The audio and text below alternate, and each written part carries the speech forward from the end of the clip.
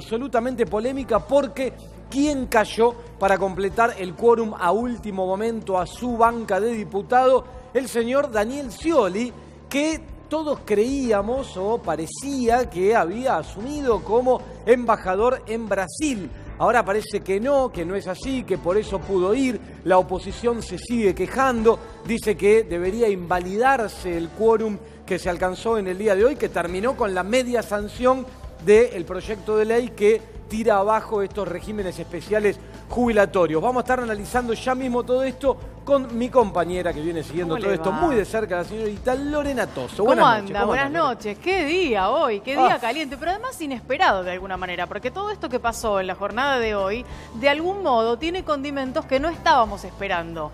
Algunos de esos condimentos parecieran habérsenos colado por la ventana. En un ratito vamos a estar hablando y te vamos a estar explicando todo lo que recién anticipaba Agustín, pero por sobre todas las cosas, cómo es el entramado de lo que ayer parecía ser un acuerdo entre la oposición y el oficialismo y lo que hoy terminó derivando en esto que pasó en el Congreso, en la Cámara de Diputados. Raro, y algunos bloques, por ejemplo, el bloque de comandado, representado por Roberto Labaña. El peronismo federal. Peronismo federal. Sí, de Bali Buca como titular. Bali Buca es el jefe de ese bloque. Sí. No bajaron tampoco. No bajaron, y ahora te vamos a contar, si querés lo anticipamos ahora o vamos avanzando, pero digo, ahora te vamos a contar por qué no bajaron y qué fue lo que pasó en el medio, porque tiene que ver con las razones por las cuales fue tan justito el quórum, esos 129 que después se transformaron en un poquito más, 130 más el presidente. 131, sí. Exactamente, pero digo, vamos a contar cuáles fueron las particularidades por las cuales cada uno de los bloques se fueron parando en un lugar diferente, todos en realidad, salvo los que votaron y los que estaban en la Cámara, a pesar de la izquierda que se abstuvo, en contra de lo que el oficialismo estaba llevando adelante para la votación en el día de hoy. Si te parece, Lore, arrancamos con un pequeño video de Mario Negri en el día de hoy, muy enojado y explicando por qué había que invalidar todo lo que estaba ocurriendo ahí en la Cámara. Mirá.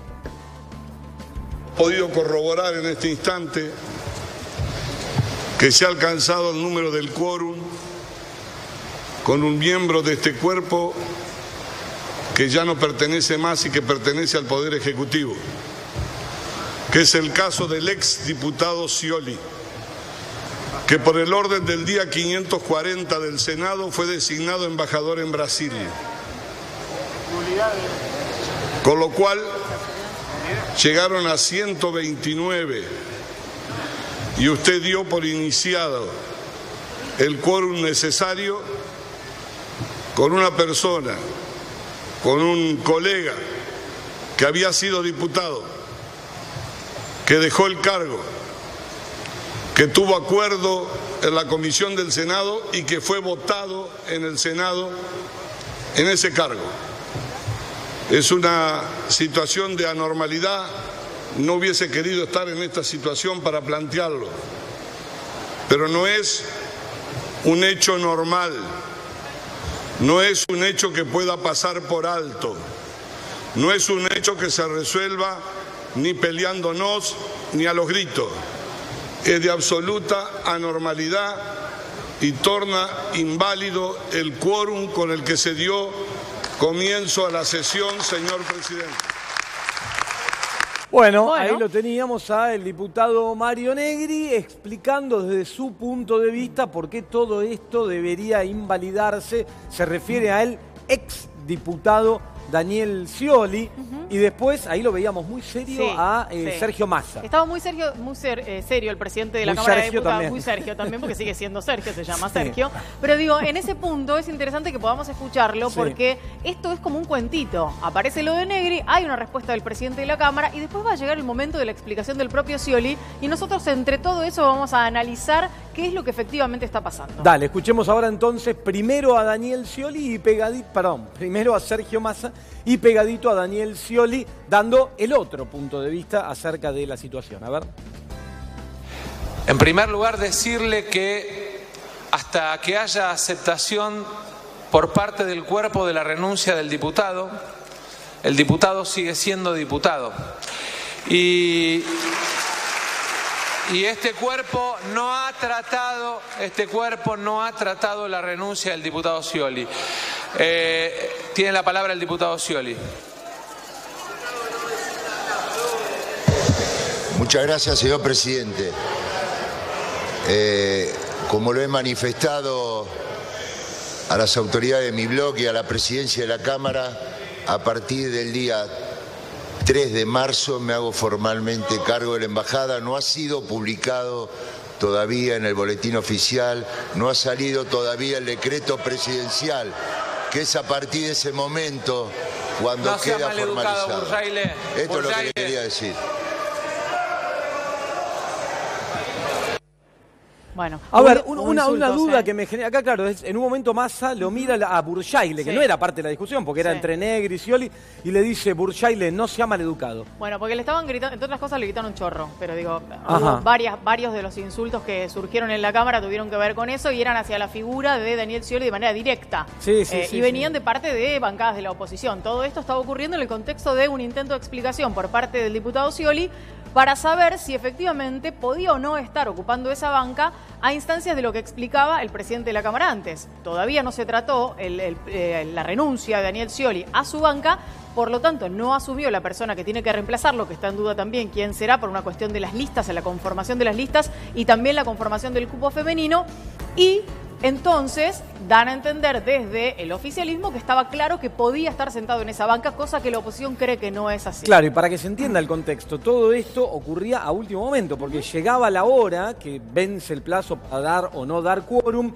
Hay una extensión generalmente de 15 minutos Así que es. el oficialismo pidió que sea de media hora. El mismo Mario Negri bajó al recinto para decir que no iba a permitir que fuera de media hora. En el medio de todo esto es donde aparece la figura de Daniel Scioli y a último momento permite el quórum. A 2 minutos de que terminara la media hora. Claro, a 2 minutos, quórum que después termina siendo superado. Y mirá esto que tenemos para mostrarte porque es simpático, una confusión que ocurrió a último momento, pero que permite explicar qué era lo que pasaba con los números y con el quórum. Miralo a Sergio Massa y cómo cerró. 128 votos por la afirmativa, 0 negativos, 2 abstenciones. Falta un voto. Ah, no, soy yo, perdón. Claro, falto yo porque computo para el quórum, pero no voto. Resulta afirmativo.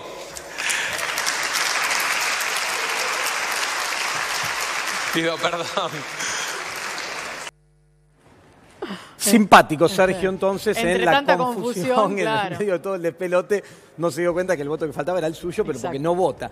Sin embargo, ahí se ve 128 votos a favor, 2 abstenciones y la figura del presidente de la Cámara, él, Sergio Massa, que computa, estamos hablando de 131, con lo cual el quórum, más allá de todo, Sí. se alcanzaba. Se Lo que pasa alcanzaba. es que, bueno, a 2 minutos de esto Bueno, no se sabía en cómo. realidad, en la discusión y en el debate, que es parte de lo que veníamos teniendo en la previa, mientras armábamos el programa, la realidad es que uno podía pensar que el quórum podría haberse conformado de otra manera sin necesidad de haber llegado a esta discusión, este debate sobre la figura de Scioli. Pero claro, Scioli llega para ocupar el 129 y lograr efectivamente el quórum cuando quedaban apenas 2 minutos para que se levantara la sesión. Si no llegaba Scioli, efectivamente la sesión se hubiera levantado y a partir de ahí todo esto hubiera pasado a otra fecha. Ajá. Y ahí es donde surge la cuestión. Habría que preguntarse quién es el último de la fila, ¿no? Digo, quién es el que llegó Claro. para cerrar finalmente 130 más el presidente de la Cámara y que ese quórum se hubiera visto superado por un diputado y que de alguna manera, si lo pensamos mejor o lo analizamos y tratamos de charlar con ese diputado, tal vez no hubiera sido necesario que Daniel Scioli se presentara hoy. Sí, ahora, En fin. mientras seguimos con este análisis, voy a aprovechar porque tenemos invitado esta noche acá sentado en el estudio al senador por Corrientes, Pedro Braillard Pocard. Buenas noches, senador. Mientras seguimos el análisis, ya que lo tenemos acá en el piso, me interesaría preguntarle, esta media sanción que se dio ahora va al Senado. ¿Qué es esperable que vaya a ocurrir en el Senado? Mire, usted sabe que el oficialismo tiene quórum propio en el Senado. Sí. O sea que superado esto superado el trámite de pasar por las comisiones pertinentes, aparte del ingreso formal, supongo que le van a dar dictamen favorable y tendrá los números necesarios para convertirse en ley. Yo quiero aclarar que nosotros no nos oponíamos en la cuestión de fondo, sí entendíamos dos cosas, por lo menos yo le doy mi punto de vista, porque no quiero hablar por el bloque. En primer lugar, acá se planteó una situación que no es menor, y es que una gran cantidad de jueces hicieron saber que iban a renunciar a sus cargos en caso de que se cambiara el régimen jubilatorio así de una manera un tanto imprevista. Yo coincido con usted que no es un régimen de privilegio, sino un régimen especial. Pero bueno, son las reglas de juego con las que muchos se desempeñaron durante años en la magistratura. Entonces imagínese lo que puede ocurrir con una renuncia masiva, sumado ya a que se retiraron prácticamente 200 pliegos que estaban en tratamiento del Senado desde el año pasado, que nunca se lograron los números para votar los acuerdos, que habían pasado por el proceso de examinación del Consejo de la Magistratura y que realmente ocasiona enormes problemas, sobre todo en el interior, porque ¿Senado? Son juzgados que están vacantes por jubilaciones, porque estaban ya vacantes. Entonces, ese es un problema.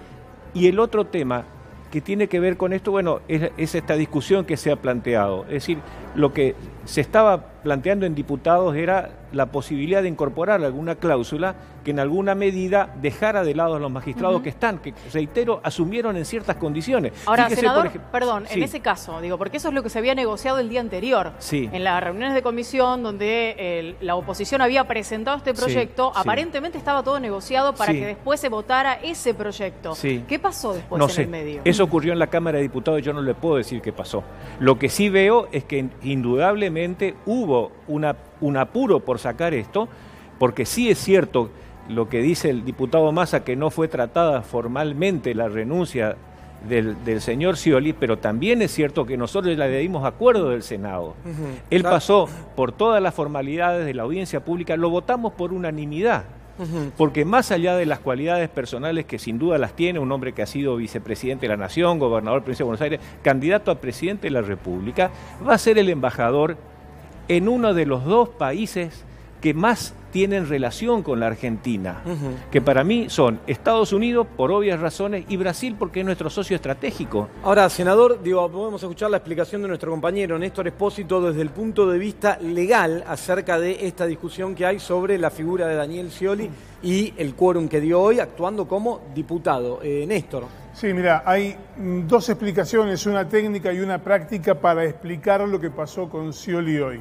Y vamos a remontarnos al 13 de noviembre del año pasado, 13 de noviembre de 2019. Ese día, la Asamblea Legislativa proclamó presidente a Alberto Fernández. Sin embargo, hasta el 10 de diciembre, el presidente de la Nación fue Mauricio Macri. Pero hay otra cuestión que tiene que ver con lo práctico, esto es lo técnico, hay otra cuestión que tiene que ver con lo práctico. Esperen unos días a ver quién va a pagar el sueldo de Daniel Scioli, si la Cámara de Diputados o la Cancillería. Ahí está la respuesta. Ajá. Bueno. ¿Y quién pagará el sueldo de Daniel Scioli? ¿Lo sabemos? Hasta el último día que ejerza como diputado, Scioli cobra sueldo de la Cámara de Diputados. Ajá. El día que deja de ser diputado, deja de cobrar el sueldo como diputado. O sea que desde ese punto de vista, hoy fue a laburar Scioli, ¿no? Cobra por eso. Básicamente, hoy es diputado, independientemente que esta situación sea enojosa, antipática, desagradable, hoy Scioli es diputado y más allá de que haya sido proclamado, como fue proclamado Alberto Fernández, hasta tanto no se extinga el mandato, sigue ejerciendo el cargo. Bueno, así están dadas las cosas. Nos quedó, Lore, ahora seguimos con el resto de los temas. La cuestión vinculada con estos bloques que bajaron, que no bajaron. Claro. Yo decía, por ejemplo, me sorprendió de alguna forma esta cuestión de el Bali Buca, que encabeza el bloque del peronismo federal, no participando de esto, porque en definitiva no haber participado, no haber dado quórum, es apoyar la continuidad de estos regímenes especiales. Bueno, a la luz de lo que puede opinar la gente que está del otro lado viendo y nosotros mismos, puede serlo. Si querés, te propongo que veamos algunas placas que tienen que ver con lo que se fue aprobando en el día de hoy y vamos contando la explicación de los que no estuvieron presentes. Mirá, ahí está. Bueno, esto es lo que vos nos propusiste. Sí, quórum con lo justo por jubilaciones. Ahí con Daniel Osvaldo y su signito, y su signo de saludo particular. Depende de qué país sea, ¿no? Sí, una cosa u otra. Sí. En fin, mira qué linda la que te hicimos. Mirá, ¿no es muy linda modificación de las jubilaciones de privilegio. Con mirá qué coronita más linda. Coronita. Bueno, algunos tienen coronita. Algunos o por lo menos hasta ahora la siguen teniendo, hasta que se apruebe este proyecto de ley. A ver, la modificación de las jubilaciones de privilegio, llamadas jubilaciones de privilegio, que son los regímenes especiales, tiene esta media sanción en diputados con 128 a favor, como decíamos recién, 2 abstenciones del Caño y del Pla. La izquierda siempre o vota en contra o se abstiene. Pero digamos, nunca acompaña. pero digamos que mantiene una lógica. Sí, ¿no? sí, Estaban oponiéndose, el discurso era de oposición, votaron con una abstención porque entienden que tienen que terminarse, pero eso no implica que sea de esta manera. Eso es lo que dijeron. Las modificaciones hacen que se hayan sumado 2 cargos a las excepciones del nuevo régimen jubilatorio para el Poder Judicial. Esta es la propuesta del interbloque que preside José Luis Ramón. Lo anticipamos en este programa. ¿Te acordás que dijimos, mirá que Ramón va a ser personaje del día o de la jornada o de la semana? Porque tiene una propuesta que el oficialismo ha dicho, bueno, la vamos a atender. Jefe de despacho y prosecretario administrativo, que seguramente nuestro compañero Néstor Espósito sabrá mucho mejor cuál es la tarea de cada uno de ellos, también ingresan dentro de los que están exceptuados. Es decir que la pirámide es un poquito más alta, Néstor, ¿o no? A ver, Sí, Néstor, porque en realidad quienes van a quedar por afuera de este régimen son lo que podríamos llamar técnicamente los pinches, es decir, los cargos más bajos del escalafón jerárquico. Para que tengas idea, un prosecretario administrativo es alguien que tiene una relativa cantidad de años dentro de un juzgado y es, dentro de los cargos de decisión, uno de los cargos más bajos dentro de esa escala. Por debajo están los que atienden mesa de entrada, los empleados, los escribientes. Prácticamente quedan por fuera de esto la mayoría de los empleados. Ahora, el argumento de la oposición para oponerse a esto es que de alguna forma el gobierno con esta decisión, más allá de la cuestión distributiva, en la pirámide de ingresos jubilatorios, el achatamiento de la pirámide, el ahorro fiscal y todo lo que hablamos desde el punto de vista económico y analizamos acá los últimos días, lo que dicen es una estrategia para sacarse de encima magistrados, para sacarse de encima posiciones clave en la justicia y después ocuparlas con gente afín. Claro. Ese es el argumento. Esto es lo que dice la oposición, que viene de la mano de que sería Juntos por el Cambio, digamos, los 3 bloques que están unidos en un interbloque que conduce Mario Negri, que fue el vocero hoy de toda esta postura. Esa es la postura de este sector de la Cámara de Diputados, que lo que proponían era lo que decía recién el senador, integrar a este proyecto de ley la posibilidad de que los que están en condiciones de jubilarse se queden dentro del régimen anterior, es decir, que aquellos que tienen todas las condiciones para jubilarse, que son parte de los que presentaron las jubilaciones en este último tramo del año, no lo hagan, se queden trabajando, porque igualmente tienen asegurado que se jubilarán con el viejo régimen. Esa era la idea del interbloque que conduce Mario Negri. Por otro lado, aparece lo que vos preguntabas, ¿qué pasó con la gente de Sergio Massa o con los que eran acompañantes de Sergio Massa y después terminaron siendo los labañistas que hoy conforman un bloque aparte y que conduce Balibuca y la tiene a Graciela Camaño entre ellos? No los viste, seguramente hoy no los viste. Decidieron no dar quórum y decidieron no bajar a debatir. Y además han decidido ir conjuntamente a la justicia por el tema Scioli con el interbloque que conduce Mario Negri. ¿Por qué? El tema Scioli te lo imaginarás, tiene que ver con que la postura es similar para ellos. Ellos creen que Scioli no tenía que estar en la Cámara de Diputados en el día de hoy, por eso van a ir a la justicia.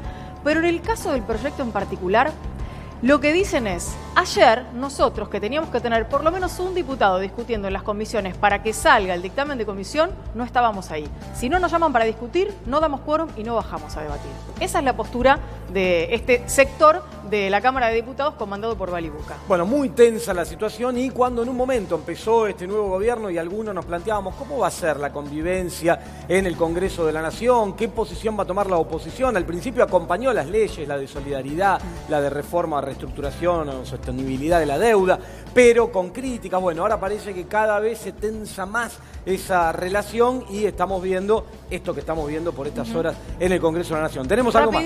Sí, rapidito, el artículo 1, para destacar lo que es lo que se leyó además, en particular, una vez que se había terminado de votar el proyecto y que es el propuesto por el interbloque de 8 diputados que conduce José Luis Ramón. Se exceptúa a los empleados judiciales del rango que te contábamos antes, el secretario y demás, que fueron los incorporados, hacia abajo. Es decir, todos los que están debajo de ese rango quedan exceptuados de este nuevo régimen jubilatorio.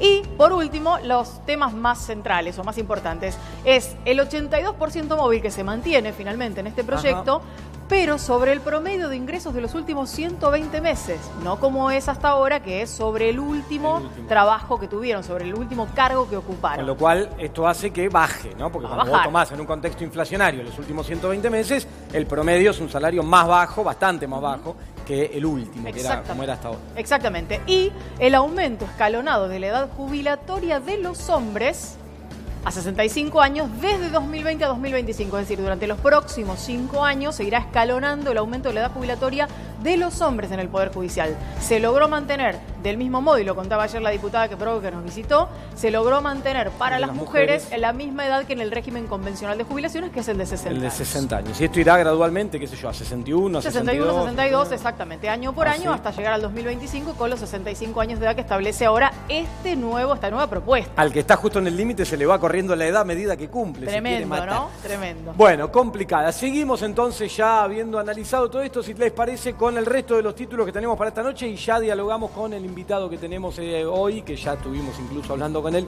y ya lo viste, el senador por Corrientes, Pedro Braillard Poca. Bueno, seguimos porque hay muchos otros títulos. Uno de ellos vinculado con algo de lo cual venimos hablando en los últimos días, que es, mirá la música que me ponen acá de tensión y se viene y se acerca y yo me alejo por las dudas, el coronavirus. Pánico global por el coronavirus. Los mercados financieros siguen tomando partido, siguen cayendo los precios de los activos. En Argentina, te voy a dar detalles en un ratito nomás, volvimos a tener movimientos de pánico, caídas fuertes en precio de acciones, disparada del riesgo país y en un contexto donde se intenta negociar y reestructurar la deuda. Muy complicado. Pero mientras esto ocurre y complica el panorama de reestructuración de la deuda, cuando falta muy poquito, acordate que el 31 de marzo es la fecha límite para la reestructuración quede completada, falta poco tiempo. En el medio de todo eso se dio a conocer que el Fondo Monetario vuelve a la Argentina. El amigo Cuvedú, la señora Cristalina Georgieva, que vemos acá, pero no va a venir el señor Cuvedú, Luis Cuvedú, el encargado de la misión para la Argentina, vuelve la semana que viene otra vez a una misión y lo que dice el Fondo Monetario, lo que dice Cristalina Georgieva es que todavía no se está negociando un nuevo acuerdo con la Argentina, ¿sí? Cuando se hablaba de que el Fondo Monetario apoya, de que parece que la cosa está mejor, de que le da un fuerte apoyo al gobierno en la reestructuración, hoy salen a decir un nuevo acuerdo con Argentina. Todavía no se está negociando. Queremos ver cuál es el programa económico, las cartas sobre la mesa. Acordate que ayer te dábamos cuenta de algunos números que preocupan, resultado fiscal negativo para el mes de enero. El Fondo Monetario que dice, pero nosotros estamos pidiendo que el resultado sea positivo. ¿Cómo van a financiar todo esto? Bueno, ese panorama empieza a poner un poquito más en tensión el asunto de la reestructuración de la deuda. Y en el medio de todo esto, en un ratito nomás te voy a contar y te voy a dar detalles de que en conjunto con el Banco Central que baja tasas de interés, con el Poder Ejecutivo, el Ministerio de Economía, el Ministerio de Producción que transfiere recursos para tratar de estimular la demanda, etcétera, apareció la FIP a complementar la política económica con una noticia auspiciosa para quienes tienen deudas importantes, impositivas y se veían asfixiados por las deudas impositivas, que es el lanzamiento de una moratoria. El AFIP anunció el lanzamiento de una moratoria muy interesante para quienes están en esta situación. En un ratito nomás te voy a dar detalles de esto. Pero seguimos con el resto de los temas y voy a saludar ahora a nuestro compañero Gustavo Ido Llaga. Buenas noches, Gustavo, que nos va a contar acerca de las batallas políticas de Alberto Fernández. Buenas noches, Agustín, buenas noches a todos. Sí, las batallas políticas. Ustedes ya mencionaron dos batallas. Una que está relacionada con las jubilaciones de privilegio, el acuerdo con el Fondo Monetario Internacional y en el mes de marzo va a entrar la cuenta regresiva, tanto en el frente interno y externo de Alberto Fernández por la ley de despenalización del aborto. Otro de los temas fundamentales es la designación del Procurador General de la Nación y la suba de las retenciones del agro. En instantes te lo vamos a ampliar. Bueno, en instante vamos a estar ampliando eso y ahora nuestro compañero Néstor, que no saludo porque ya estuvimos conversando en lo que va del programa, nos va a contar qué es esto de que sigue la novela. Vamos a hablar de farándula, porque también de eso se trata la vida. Vamos a hablar de Andrea del Boca. Hubo un fallo penal importante en el día de hoy que tiene que ver con este litigio que tiene con su hija, con el padre de su hija, pero además vamos a contarte qué es lo que está pasando con la causa penal en la que está acusada y camino a juicio oral y público. Hace mucho que no la veía, disculpen que me detengan esto, pero hace mucho que no la veía yo, Andrea del Boca. Esa foto que acaban de poner mientras Néstor nos explicaba, antes de profundizarnos lo que está ocurriendo, ¿es el look actual de Andrea del Boca? ¿Esa es Andrea del Boca hoy? Ustedes que están más en... Sí. Vos, Lorena, sabés un poco. Sí. ¿Este es el look actual de Andrea Luca? Es el look actual, de hecho lo presentó de algún modo en el programa de Susana Jiménez. Así Mirá apareció vos. con el cabello corto cuando hizo, además, públicamente y mucho más masivamente, la denuncia que ya había hecho en las redes sociales su hija. Bueno, esto me pasa por no mirar el programa de Susana Jiménez. Bueno, Lorena, contame ahora qué es esto de que hay una casa histórica que está en venta. ¿Qué casa histórica? Bueno, te voy a dejar ahí la duda, la incógnita, porque si no, no tiene gracia que te lo cuente ahora. Hay una casa histórica, una casa que perteneció a un presidente de la nación y te vamos a contar qué puede llegar a pasar con ella y algunos datitos que tienen que ver con la curiosidad de en qué se ha transformado en el día de hoy. Bueno, vamos a ver de quién es eso, de quién era esa casa histórica, por qué es histórica y qué está pasando hoy con esa casa. Bueno, ya mismo te voy a analizar y contar un poco más de detalles antes de hablar con nuestro invitado, el senador, esta noche, acerca de lo que te conté y los detalles de esta moratoria de la AFIP que pueden ser muy interesantes. Quédate ahí, acá en Hagamos Números, dale. Atilra es artífice de un proyecto solidario, colectivo y social. Es una realidad que crece, se desarrolla, vive y se multiplica, pero sobre todo permanece en el tiempo. Atilra, más de 70 años sembrando de sueños el camino. Bueno, seguimos entonces. Brevemente te voy a contar lo que te estaba explicando recién acerca de la cuestión económica. El coronavirus, pánico mundial, caída de precios de activos en el mundo, como viene ocurriendo, ocurrió muy fuerte el lunes, se disipó un poquito después, otra vez tomó fuerza, pero ahora empieza a golpear un poco más cerca. Brasil con mínimos históricos para el real, lo cual afecta a la Argentina porque empuja a la necesidad de devaluar más fuerte el peso acá en Argentina.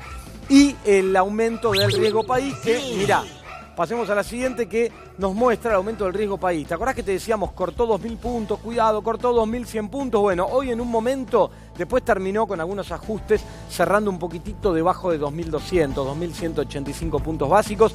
Llegó a tocar 2.000, cerquita del cierre del día de hoy, 2.212 puntos básicos. Ponemos fuego para graficar esto porque la verdad es que son niveles muy altos de riesgo país, lo cual marca una caída fuerte en los precios de los bonos en el contexto en el marco de una situación de reestructuración de la deuda que nos tiene en vilo a todos, porque todo lo que vaya a ocurrir con la economía argentina, con el nuevo presupuesto que va a tener que aprobarse, se habla de que será en mayo, hasta ahora la economía opera con el presupuesto del año pasado, desactualizado, todo eso depende de cómo termine la historia con la deuda, por eso es tan importante esto, que en definitiva no es otra cosa que el termómetro de los que están del otro lado, los acreedores privados, que son la otra cara de la negociación. Pero sigamos adelante y nos encontramos acá con lo que te contaba hace un rato, el Fondo Monetario anunciando que todavía no hay acuerdo, o sea, complicando un poquitito más el panorama, mientras viene. ¿Por qué viene Argentina el Fondo Monetario la semana que viene, encabezado de nuevo por Luis Cuvedú, que estuvo hasta hace poquito, se fue,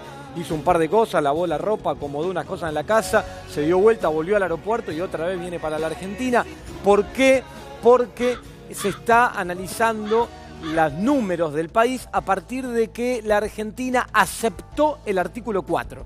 ¿Qué es el artículo 4? Fue muy conflictivo durante la gestión del kirchnerismo previo al año 2015. Es el artículo que indica que todos los países miembros del Fondo Monetario, y Argentina siempre lo fue, aun cuando no éramos deudores del Fondo Monetario, entre el año 2005 que se canceló la deuda y que volvió el gobierno de Macri en el 2017 a pedirle plata al Fondo Monetario, aún no siendo deudores, siempre fuimos un país miembro del Fondo Monetario, nunca renunciamos a formar parte del Fondo Monetario.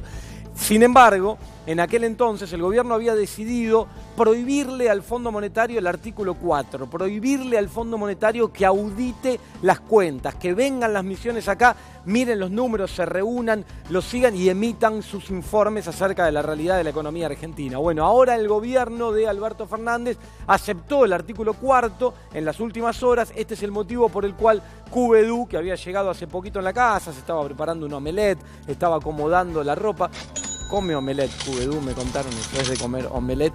Se estaba preparando la ropa, se dio vuelta y volvió para el aeropuerto y se viene a la Argentina a auditar las cuentas a partir del artículo 4. Sigamos adelante rápidamente con todo esto y otro de los focos de conflicto, después Gustavo nos va a enfocar esto desde el punto de vista más político, desde el punto de vista económico, es la tensión por el aumento de retenciones. Mirá qué simpático lo que pasa acá. Hay un hombre en el campo con la máquina y suben los granos y lo tapan. Esto es lo que está diciendo el sector del campo. Lo que dice, no me suban las retenciones porque no aguantamos más, esto no se sostiene, etcétera. Estamos hablando de 3 puntos porcentuales sobre las retenciones sobre la soja.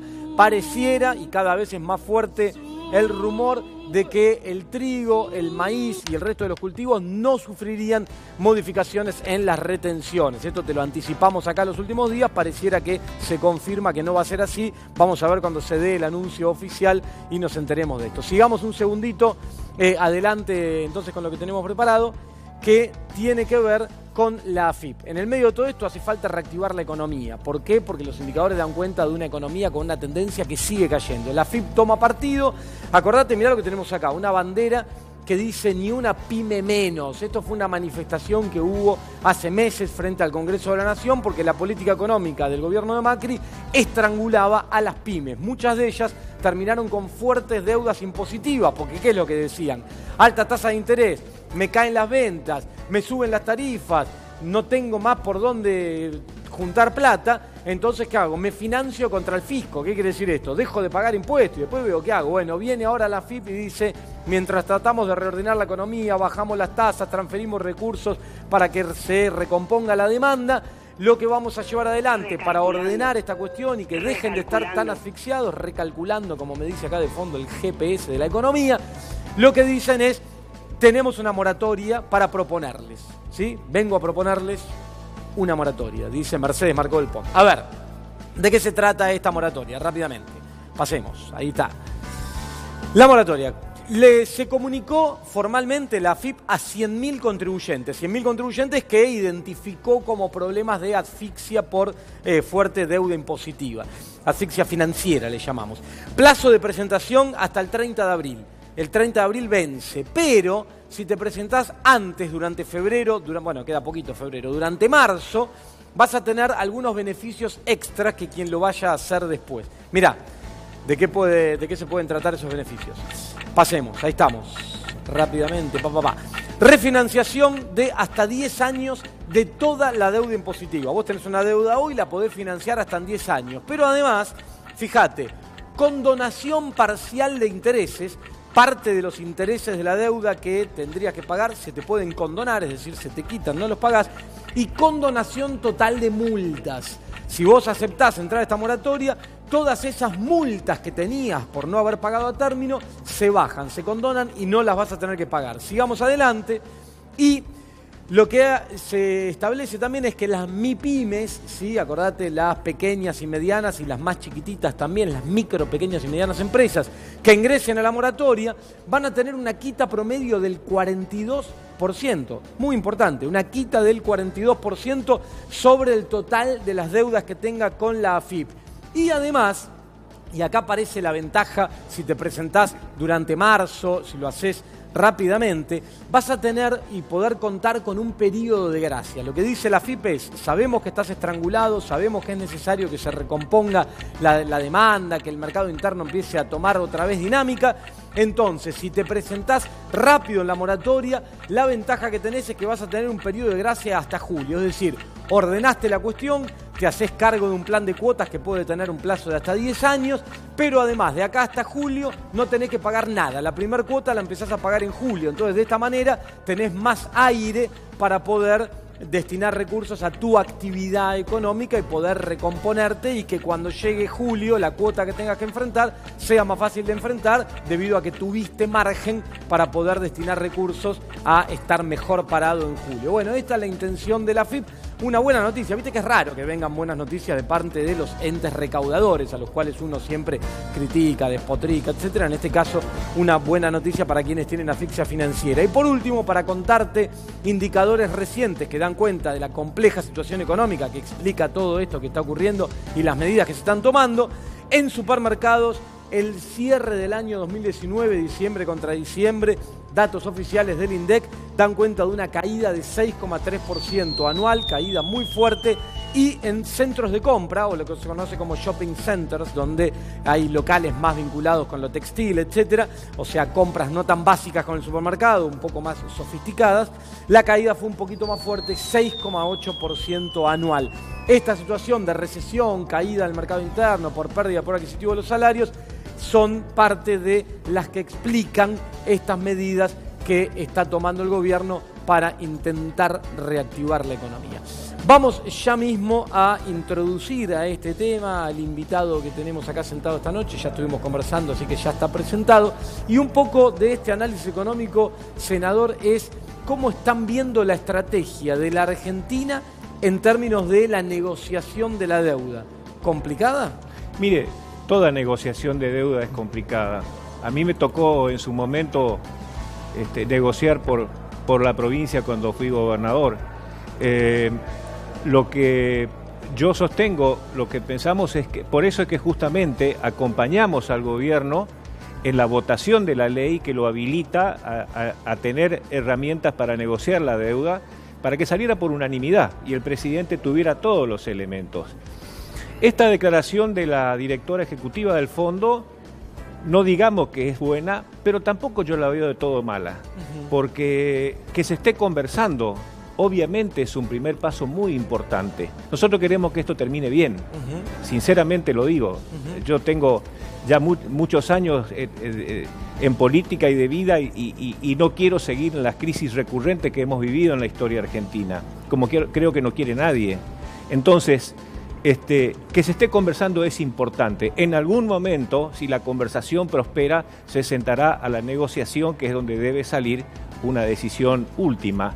Así que en lo que a nosotros respecta estamos facilitando todo lo que se pueda para que esta negociación resulte exitosa. Y senador, usted es senador por la provincia de Corrientes, sí, que es una provincia de una zona importante del país vinculada sí, con la producción agropecuaria. Sí. Recién hablábamos de la tensión que hay con el campo por el aumento de las retenciones. ¿Cómo ve esta situación, esta posición del campo?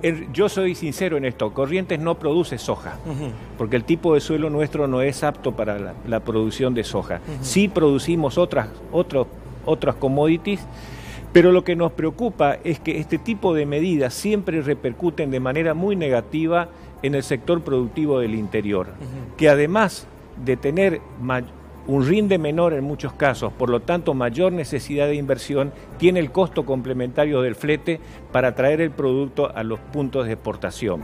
Entonces yo espero sinceramente que la medida no se tome, ya la carga es importante, el precio de la soja no está en su mejor momento, estamos muy lejos de aquella soja a $600, creo que fue antes de ayer, tuvo una baja en un solo día de $6. Entonces, la verdad es que no podemos acompañar esta medida, pero de todos modos la ley lo autoriza, en principio la ley autoriza al Poder Ejecutivo a tomarla, ¿no?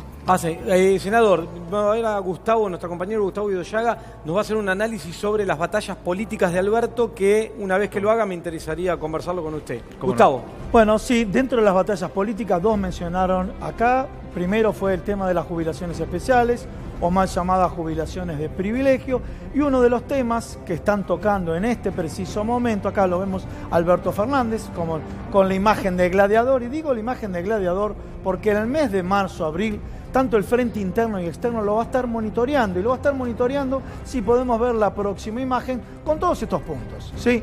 La despenalización del aborto, ¿sí? Uno de los temas fundamentales que prometió en la campaña Alberto Fernández, la designación del Procurador General de la Nación, en este caso que mencionaron recientemente, la suba de las retenciones del agro, que quiero avisarle al senador que el senador de Ángeles el año pasado las terminó justificando hace muy poco tiempo. Y continuamos con la negociación con el Fondo Monetario Internacional y las jubilaciones especiales. Bueno, ahora vamos con la despenalización del aborto. Este es un tema fundamental tanto para Alberto Fernández por su promesa de campaña y también para acá, lo estamos viendo, quién está acá, Ginés González García, porque como médico sanitarista fue conocido y es conocido en nuestro país y en el mundo como aquel médico que introdujo la ley de medicamentos genéricos. Fue el primer ministro de Salud que instaló este concepto de precios de referencia en los medicamentos. Después vino precios cuidados para los alimentos y demás, pero para controlar la inflación de los medicamentos instaló el concepto de precios de referencia. Y él quiere finalizar su carrera como médico sanitarista instalando el protocolo de aborto legal. ¿Sí? Bueno, y en este escenario, ¿a quién lo vemos? Al Papa Francisco. Y un tema para recordar a todos aquellos que de alguna manera están en contra del aborto. Por ejemplo, dentro de la misma fuerza del Frente de Todos, el senador Mayans, de la provincia de Formosa. Bueno, en este escenario tenemos la lucha de los pañuelos celestes y los pañuelos verdes. Por otro lado, si pasamos a la próxima placa, está relacionado con la designación del Procurador General de la Nación. ¿Y por qué digo que hay una batalla acá interna y externa? ¿Por qué? Porque lo tenemos acá a Daniel Rafecas. Y Daniel Rafecas, ¿por qué digo? Porque en el caso de Amado Boudou, tuvo una objeción en la causa Chicone. Por otro lado, por el lado de la oposición, nos encontramos que... A ver, le vamos a preguntar al senador, si te parece, a vos, Agustín Datelis, con respecto al nombramiento del Procurador General de la Nación. Porque como no aceptó la causa de Nisman, del acuerdo de entendimiento con Irán, de alguna manera la oposición no está muy de acuerdo. A ver si te parece a vos, Agustín, que le preguntemos al invitado. Sí, tal cual, porque hacías un punteo, Gustavo, acerca de los puntos conflictivos de Alberto Fernández. Muchos ya los tratamos, las jubilaciones, el tema del campo, el Fondo Monetario, pero algunos no. Por ejemplo, ¿cuál es la posición que tienen ustedes desde el Senado acerca de esta designación? En realidad, yo le pido que, por dos motivos, que me dispense de responder esta pregunta. Primero, porque todavía no hemos tomado una decisión en el bloque.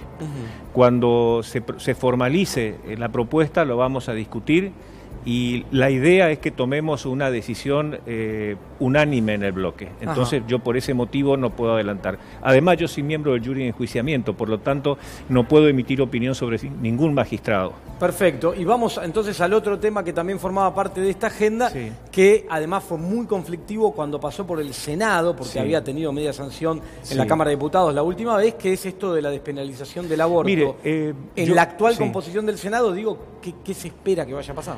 Mire, no le puedo decir la actual composición porque conozco el pensamiento de uno, pero hay senadores nuevos, se renovó un tercio de la Cámara, no conozco su pensamiento.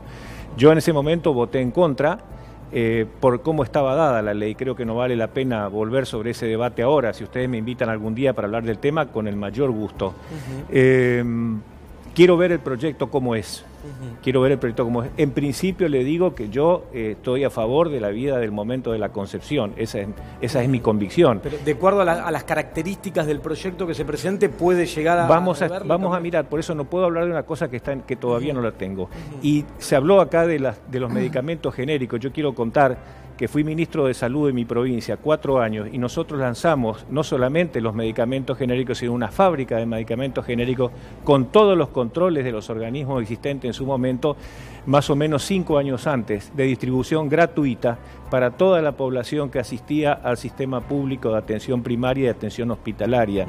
O sea que nosotros apoyamos en su momento la ley porque lo habíamos hecho antes. Ahora, senador, digo, en el poco tiempo que va de gobierno, pareciera, o por lo menos a priori, uno esperaba que al principio la posición de la oposición sea un poquito más laxa. Sin embargo, se ve que no, que está bastante firme, que tensiona pero mucho nosotros la hemos discusión. acompañado los temas fundamentales. Fíjese este tema que se planteó hoy. Nosotros no dijimos que no. Simplemente se pidió hacer un agregado que podía zanjar una situación que se plantea como muy peligrosa, que es la potencial renuncia masiva de magistrados. Pero nosotros estamos acompañando en todo, y aún en la ley que votamos en contra, que fue la llamada de solidaridad, permitimos con nuestra presencia, es decir, no bloqueamos los 2 tercios para que la ley se trate. Y yo tuve que ver en esa negociación, por eso lo digo. Creo que nosotros estamos dando Es más, lo estamos haciendo inclusive porque grandes sectores de la oposición, cuando asumió el gobierno del ingeniero Macri, facilitaron también que pudiéramos sacar algunas leyes, porque nosotros fuimos minoría todo el tiempo, pero en aquel momento éramos más minoría. Ahora, senador, ¿usted cree, le pregunto desde la posición de ustedes, yo especulaba cuando hacíamos la apertura y explicábamos esto con Lorena, que la oposición lo que cree es que atrás de esto hay una intención de colocar magistrados afines al gobierno? Mire, y por eso se opone? La verdad es que no le puedo decir. Yo le estoy hablando de una situación, yo no puedo juzgar las intenciones, porque no soy quien para hacerlo. Pero sí le digo que si se llegara a manifestar o a concretar esta renuncia de una gran cantidad de magistrados, sumado a todos esos cargos que hoy están vacantes en el país, sería un problema para el Servicio de Administración de Justicia. Eso no tengo ninguna duda. Está bien, o sea, lo que creen es que es un problema técnico que se puede dar ahí, no una manipulación. Se pudo haber solucionado el tema, porque la cuestión de fondo amerita un debate. Mire, hoy le iba a poner un ejemplo. Usted sabe que los magistrados nuevos tienen que pagar impuesto a las ganancias, antes no. Cuando yo he participado en varias ocasiones de la comisión de acuerdo y se le preguntaba al postulante si él asumía el compromiso de no judicializar en el futuro el pago de impuestos a las ganancias. Era un tema central porque era una cuestión que había que revisarla, ¿no es cierto? Porque la sociedad demanda y con razón ese tipo de cosas. Entonces, este era un tema que el debate se justifica perfectamente, pero era una propuesta, yo creo que no había necesidad de sacarlo tan rápido y aún con esta cuestión que sin duda genera una enorme polémica. Bueno, veremos el resultado finalmente cuando pase ahora por el Senado, a ver si termina transformado en ley o no. Bueno, ellos en el Senado los números son distintos, ¿no? En el Senado ellos tienen quórum propio. Es muy probable que esto sea ley. Eso nos explicaba al principio. Bueno, muchas gracias, senador, gracias por haber estado por la acá invitación. Esta noche. Gracias por recibirme acá. Muy interesante el abordaje de los diferentes temas que fuimos tocando. Bueno, seguimos acá ahora con la agenda nuestra del día y sigo con Gustavo, que me había quedado pendiente algunos de los temas de la batalla de Alberto Fernández.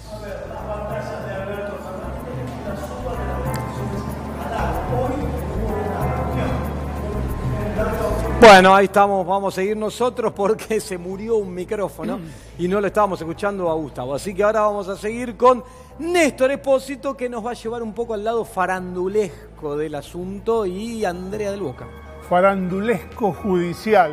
Andrea del Boca está en estos momentos internada en una clínica de la capital federal, fue operada de urgencia hoy de una hernia abdominal, según informó su abogado, está todo bien, se está recuperando en compañía de su hija.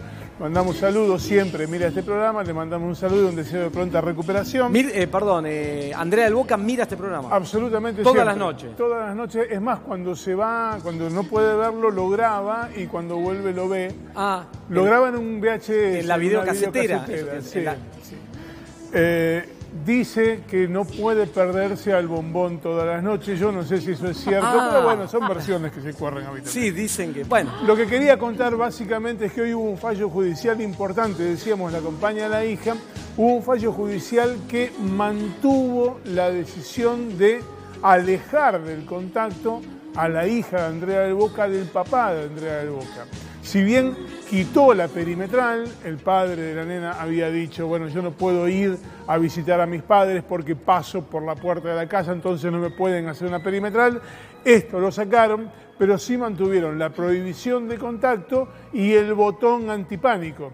Esto es, la justicia le dio algún asidero a la investigación por una denuncia que formuló Andrea del Boca sobre un supuesto episodio de intimidad, de naturaleza de violencia entre el padre y la hija cuando la chica era menor de edad, hoy es mayor de edad, desde hace 12 años que no tiene contacto con el padre. ¿Por qué te cuento todo esto? Porque empiezan a precipitarse los tiempos judiciales, esta es una de las causas que tiene Andrea del Boca, pero para este año, y todavía en fecha por determinar, está previsto el juicio oral y público que tiene Andrea del Boca como una de las acusadas. ¿Te acordás aquella famosa novela que se grabó, que estuvo a nada de ser emitida en la Argentina y vendida al exterior y que la llegada del gobierno de Cambiemos frustró? Bueno, por ese episodio Andrea del Boca va a ir a juicio oral. Su abogado Juan Pablo Fioribelo dice, acá no hay delito y está dispuesto a demostrarlo. Este es el abanico judicial que tiene que ver con Andrea del Boca, que insisto, ahora está en el hospital y que hoy tuvo una noticia en torno a la situación de su hija. Bueno, así están las cosas. Le mandamos un beso a Andrea desde acá, que se recupere pronto, ya que nos mira siempre. No sé si está mirando en vivo o graba en el VHS. A mí me hace acordar a alguien esta foto con este look nuevo que no le había visto y no logro discernir a quién. Antes del cierre del programa me pueden ayudar ustedes. Pero ahora vamos con la agenda cultural del fin de semana que nos trae nuestro compañero Nico Goiti, al cual le pido cuidado en el uso del lenguaje, que empiece a incorporar el inclusivo, porque Lorena Toso se me pone nervioso acá. Buenas noches, Nico, ¿cómo va? ¿Cómo andás, Agustín, querido? Muy buenas noches para todos. Un placer estar nuevamente aquí. A mí se me hace que se parece a Lucía Galán. Ah, es verdad. Fueron muy amigas. Una de sus También. grandes amigas, claro. Exactamente. Pero bueno. voy a decir algo que no sé si me van a... ¿Irma Roy? No. Bueno, es una Irma Roy un hace híbrido. Un híbrido entre cada una de ellas, se podría decir. Bueno, sigamos, dale. Bueno, vamos a pasear un poquito, Agustín, y a descontracturar, obviamente, porque si no, no pasa naranja también, hay que decirlo, y por eso es que le traemos las mejores propuestas para que vaya a disfrutar siempre de manera libre y gratuita, y si no, nosotros también te vamos a acercar alguna que otra entrada o la posibilidad de que vayas a lugares donde es accesible disfrutar, divertirse y estar cerca del descontracturamiento, del color, de la alegría.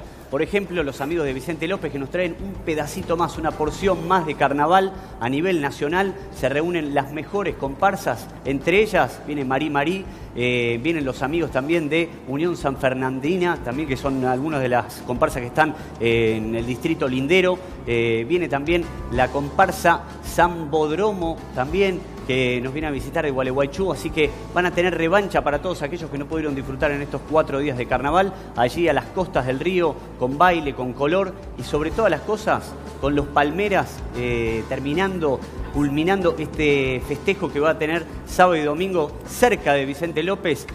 Algunos recordarán esa final, van a tocar el Soy Sabalero en aquella final recordada con Independiente del Valle, que emocionó a muchísimos allí en Paraguay, en Asunción del Paraguay, lugar donde nacía todo esto. Terminó perdiendo, ¿no? De todas Terminó formas. perdiendo 1-3, exactamente. Pero bueno, jamás van a olvidar ese festejo, y para los que no pudieron disfrutarlos allí, se pueden acercar a Vicente López este fin de semana de manera libre y gratuita y disfrutar a estos fantásticos, siempre con la mejor de las ondas. Después nos vamos a pasear, esto está todo guionado, nos vamos justamente para las tierras de los Palmeras, a Santa Fe, allí que va a suceder, van a poder disfrutar de este festival de la mano de los amigos junesinos, que justamente va a reunir a figuras como a los que ven en pantalla, al amigo que lo descubrió Raúl Lavie a los 7 años en un acto escolar, justamente en un homenaje al general San Martín, lugar justamente donde se va a llevar a cabo el festejo, donde está el estadio municipal, así que ahí van a poder disfrutar también a Coti Soroquín. El amigo Abel Pinto. ¿Sí? Exactamente, bueno,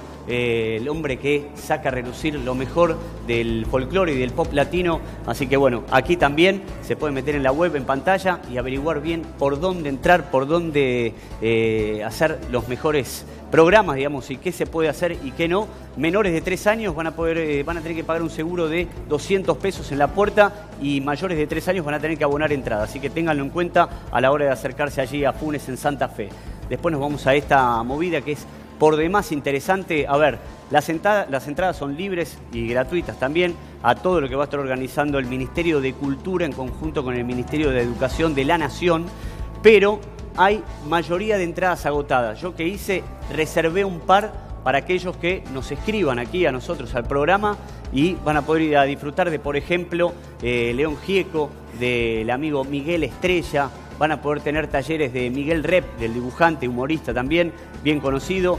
De, por ejemplo, también un taller de Ana Frank, que tiene que ver justamente con el respeto y la tolerancia como bases para una sociedad más justa e inclusiva, que es un taller también muy interesante. Sí, talleres, arte, música, bueno, todo junto allí en el Centro Cultural Kirchner, que es maravilloso. Tengo la dicha de siempre, cuando vuelvo de aquí, pasar por ahí y apreciarlo, así que vayan, acérquense. Es una movida por demás cultural y sobre todo, como bien dice aquí, libre y gratuita. Acuérdense que nosotros les reservamos 2 entradas para ustedes, así que para aquellos que escriban van a poder ir a pasear. Muchas gracias. Después van a poder ir para cerrar esta movida. Nos vamos acá cerquita, ¿eh? Acá están los amigos de Avellaneda que te organizan esta expo. Yo no sé, Agustín, por qué lado vamos. Si te gusta la rubia, la rojita, la morena, en este caso. ¿De qué hablamos? ¿De la cerveza? De la cerveza, lógicamente. Faltó la roja, ¿eh? Faltó la roja. La rojita, ¿no? La rojita Sí, la siempre negra, presente. La negra también, la negra me gusta. Soy de cerveza negra, más fuerte, De más cerveza intensa, fuerte, corporal. Más cuerpo, sí. Bien, bueno, allí van a poder disfrutar absolutamente todas las mejores cervezas artesanales que se reúnen aquí en Avellaneda, en Villa Domínico, justamente donde está el predio del Rojo. Bueno, aquellos amigos racinguistas también se pueden acercar. Hace poco además ganaron un clásico impresionante, así que pueden ir ahí y disfrutar en paz, en armonía y con muy buena onda. Sobre todo va a haber paseo de artesanos y sobre todo muy buena onda para que justamente descontracturen y pasen un grato momento con amigos o en familia. Bueno, ahí está planteada entonces la agenda cultural para el fin de semana de Nico Goiti, mientras seguimos acá en Hagamos Números. Se calienta el asfalto y no me deja respirar. El calendario me dice que ya todo va a cambiar. Viene la familia, los amigos, viene Vito. La costa es el verano que nunca termina. La costa está esperándote.